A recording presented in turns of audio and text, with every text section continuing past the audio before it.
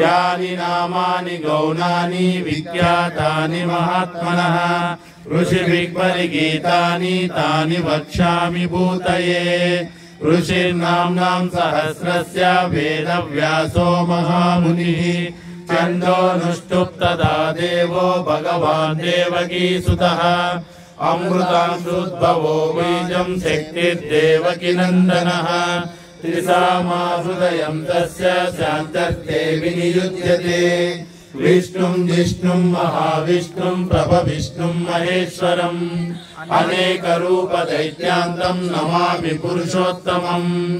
अस्य श्रीविष्णु दिव्यसहस्रनाम स्तोत्रमहामन्त्रस्य श्रीवेदव्यासो भगवान् ऋषिः अनुष्टुप् छन्दः श्रीमहाविष्णु परमात्मा श्रीमन्नारायणो देवता अमृतांशुद्भवो भानुरिति बीजम् देवकी नन्दन सृष्टेति शक्तिः उद्भव क्षोभणो देव इति परमो